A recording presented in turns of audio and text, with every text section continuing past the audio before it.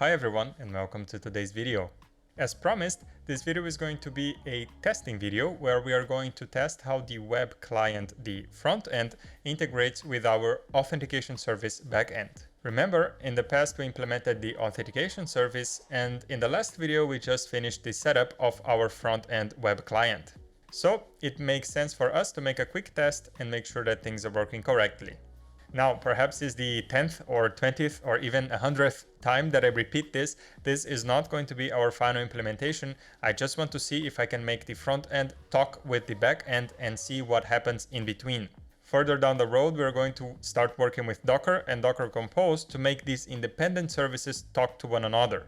And later on, we will migrate the project to Kubernetes. With that said, let's check the agenda for today. Here's the agenda for today. It is a relatively short video, not too many things to implement. We will just really test whether the web client and the auth service can communicate. We will do so by installing Axios in our web client and then adjusting our app.tsx component. So let me just write it here. App.tsx component to perform network requests. And we'll see that we have a CORS error because we don't have the CORS middleware enabled in our auth service. We'll just install it and then enable it in our Express application. In the terminal, I already have the latest version from master, so if I pull, everything is already up to date. I'm in the web client directory, so here I can directly run npm install, but before, let's just, well, actually, I'm not going to commit these changes. This is just a test. Since this is not going to be the final implementation, I'm not going to commit anything. It's okay if I'm in master because I will just reset everything after this video. So let's just run an npm install axios like so. And I think we may also have to install the @types /axios package, but I'm not sure. Let's wait a little bit. Let's see what the IDE is going to say, what TypeScript is going to say. If it's the case, we'll just come back here and install it again. So I'll just go ahead and actually in the auth package, let's also install CORS. And this should give us everything we need to work with integrating web client and auth service. Let's return to the IDE and let's edit our auth directory here. So our auth folder, we will within the source file and within the app.ts file here, we will remember this is where we actually start using the middleware, so the body parser middleware. We'll also import CORS from CORS and we will use this in the app here right after the body parser. Let's add the import statement here, import CORS from CORS.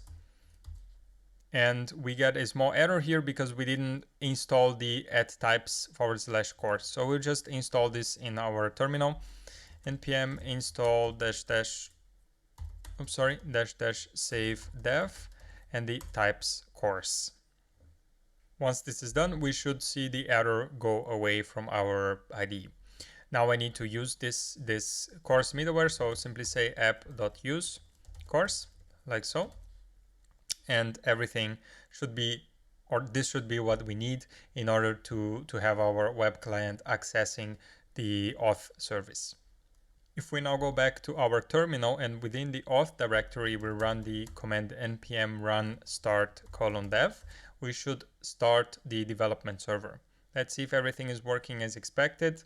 I didn't change anything here since we started working with the web client, so everything should still be working as expected. Just as a reminder, let's go back to our IDE. In the route devs file, just the routes that we can access, right? So the API auth signup route, and we can have a look using Postman whether everything is still working fine. So here we'll make a request to localhost 3000 /API /auth /signup. We should expect to have an error. Of course, I cannot get in this route, so I'll just post.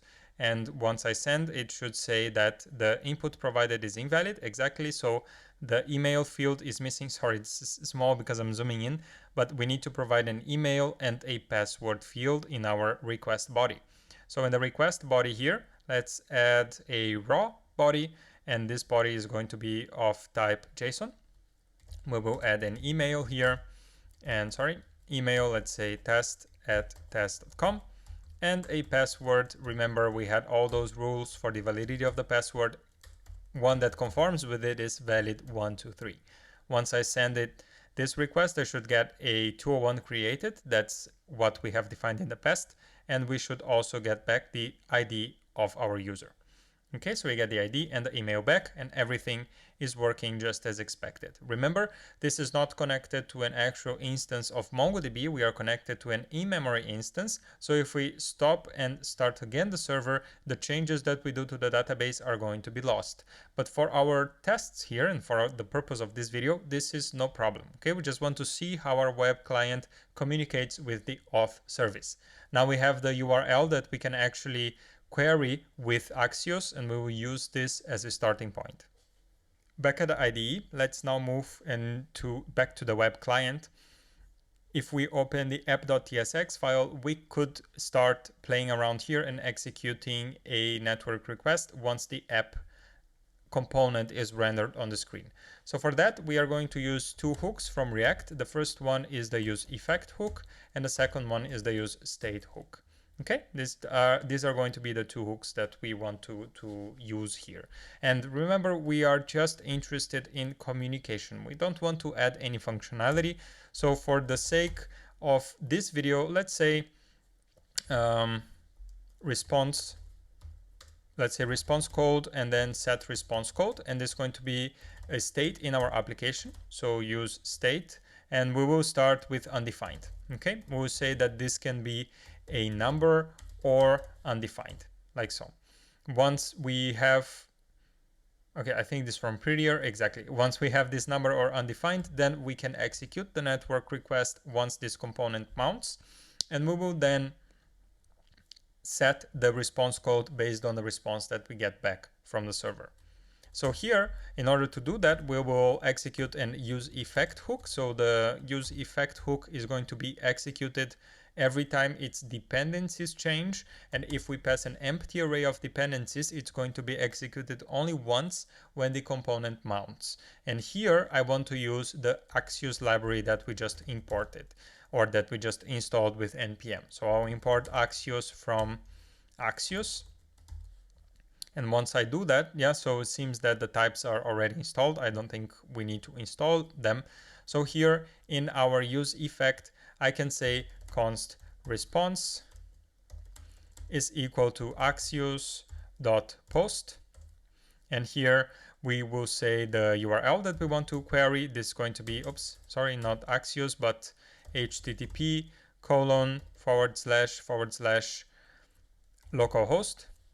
Actually, I can just copy it from Postman. It's faster. So like so, localhost 3000 API auth sign up. And just for the sake of completeness, let's add the http://. Now here we are going to execute a post request, which means that we need to pass some data, right? So once we pass some data here, we can, this is going to be our body, or the body of our request, and we'll say email test@test.com, and password is going to be valid123, like so.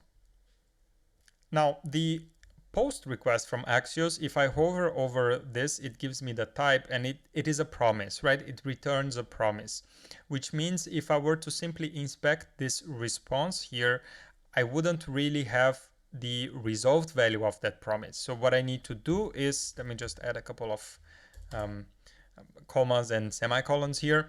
What I need to do is, once the response resolves, so response.then, I can then have actually my actual response. So maybe I let's call it a little bit different. Let's say res promise or something, and then res promise.then I have my response, and here I can execute and do something with my response. Let's for a moment just inspect this post method here. I will click here and we will see the types. I'm interested in understanding the types of my Axios response. So as you can see here, I can pass a couple of generics to this post function. The T is the shape of the data that we expect back from the response, and R is actually the shape of the actual response. So if we don't pass anything, we will accept any type of incoming data, but if we pass something, we will have an Axios response with that object. So let's inspect the Axios response. Here we have a T generic, which is going to define the shape of the data, and we have this status attribute. So this status attribute is the one we are interested in here. I'll copy this, and in my app.tsx file, I'll simply say set response code to response.status, like so. So once my promise resolves, I will set the response code in my React state. So in my state here, I'll set the response code to the status of that response. Okay, here I can add this just so that prettier is happier. Maybe I can also come back to the terminal and run a little bit of prettier here to make sure that we have a nicer formatting. Let me just open a new terminal window and let's run npm run prettier fix. Back at my IDE, as you can see, all the red lines which were annoying me are gone, but now we can print this response code to the screen, right? So here we'll say, let's say another h2 here, and we will say response code. Or even better, if we have a response code, we simply want to print the response code. Otherwise, we want to print, let's say, waiting for response. Or even better, we don't need this this ternary operator. We can just use or here. If there is a response, it's going to print a response. If there is no response code, it's going to print waiting for response. Let's save this. Let's go back to the browser and see how this behaves. Back at the browser, we get an error because, of course, I forgot to start up the development server. So let's come back here and simply run npm run start dev. Perfect. So we get a 201 response. That's as expected because we are providing valid input to the auth service. Let's try to refresh this page and let's see what happens. Once I refresh this page, you see we are always waiting for response. Now, of course, the request is not taking this long because this is a local server and the auth service is also running locally. So there is something wrong with our code, but I wanted to show you what exactly is happening here. So if I open the dev tools, you will see that we have a request failed with status code 422. So in our code, we cannot really assume that the promise is going to successfully resolve if there is an error with the request. We actually need to catch the error here. And once we catch this, you see that we have a reason here that is going to be of some type. And we'll say rejected or failed response, something like this. And this we can then use to set our response code to, let's inspect a little bit this failed response so that we can have a look at how we can deal with it. Let's click here again in this post method because this is going to help us understand how the shape of our response or of our error comes back from Axios. So right below my Axios response here, we have an Axios error. And as you can see, the Axios error has an attribute or has a key of response. This can be used in order to access the information that comes back as an error of the response. So back in my app.tsx file, I can simply say set response code to failed response dot response dot status, like so.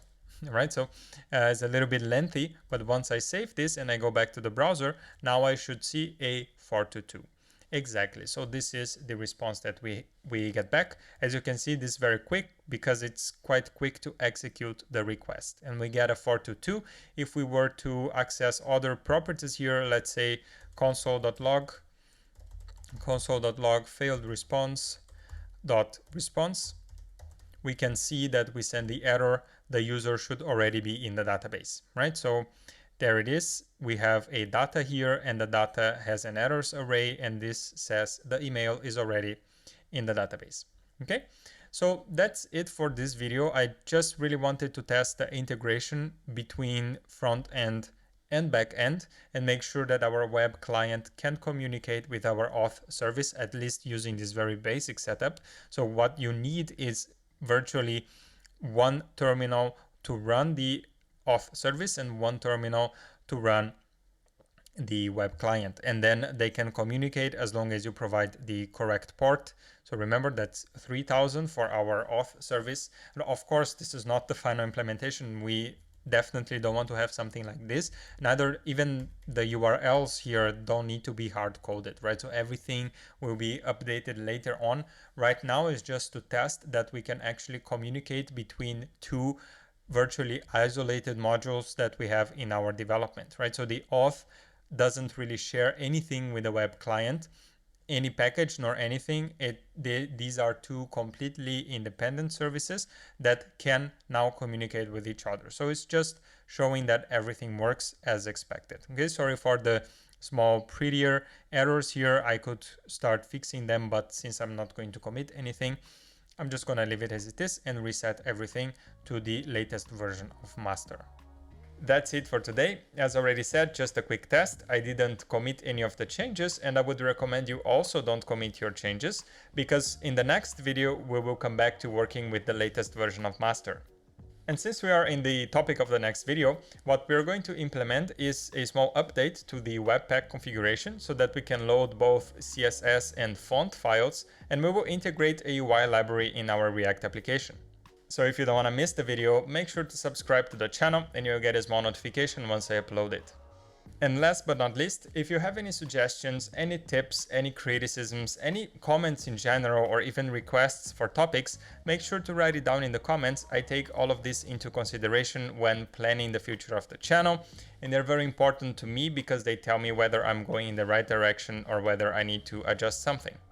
Thank you for your time, and I'll see you in the next video. Bye bye.